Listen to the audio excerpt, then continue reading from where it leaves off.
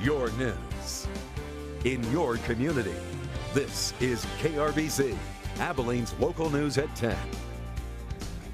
You heard it first here, and the story continues to develop regarding Facebook posts from City Councilman Kyle McAlister. Good evening. I'm David Bacon. And I'm Kathleen Barkley. Thanks for joining us. Many of you first saw the story on the BCH2Go mobile app, or maybe even the KRBC Facebook page. Now, these are just some of those Facebook statuses Hispanic community leaders are calling, quote, racist. Today, those leaders, Mayor Anthony Williams and McAlister himself, are in the spotlight responding to these posts. KRBC's Jessica Rank has tonight's top story. Those who perceive that they have a right and a luxury to engage in racist jokes do not understand that they are adding to a lifetime of injury to those who have navigated racism.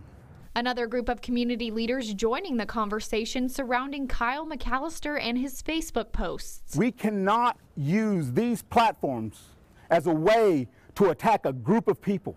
We can't do that. We have to understand that when you do that, you're going to have to take responsibility. That responsibility Garcia is talking about, McAlister's resignation. The councilman disagreeing with that statement, but saying he will censure himself at the next city council meeting. It is important to me, as the mayor talked about, for us to have accountability. I hate cliches. I just hate them. But there is one that I live by. When you mess up, you fess up. And I messed up. Saying he will be the first to cast that vote. Mayor Williams also weighing in, expressing his embarrassment and disapproval to the posts. Those posts were not only inappropriate, they were offensive. They offended me. And while the future remains unknown for McAlister, one question still remains. Can he be forgiven? We can all be forgiven, but you have to do and act and show that you are truly sorry. There will be some who can forgive me, and there will be some who cannot. And I'm not here expecting forgiveness. What I am asking is that we all look inward at ourselves and our past comments to ensure that as we move forward, it's where we want to go. In Abilene, Jessica Rank, KRBC, Abilene's local news. Thank you, Jessica. Now, this story has gained a lot of traction on the KRBC Facebook page. More than 5,000 of you viewing both news conferences this afternoon, and plenty of you weighing in. Let's take a look at what some of you have to say. Katie Mason saying, thank you for addressing this behavior. Brandy Garza saying, it's sad it was ever said. And James Sutton saying, quote, if it's the man's opinion, so let it be. You have your opinion, it's the opposite of his. So it's okay for you to have an opinion, but he cannot?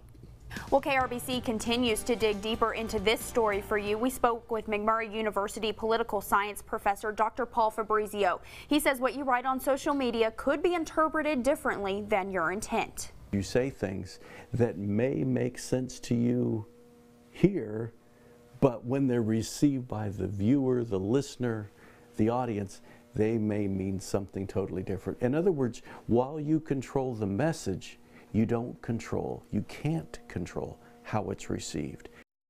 Now, McAlister is very active in the Abilene community. He hosts a late-night radio show on KACU and referees soccer with Abilene ISD. We reached out to ACU and Abilene ISD today. KACU Public Radio tells us they will be reviewing whether McAlister's radio show Night Sounds with Kyle McAlister will continue to air, acknowledging McAlister is not employed by KACU or Abilene Christian University.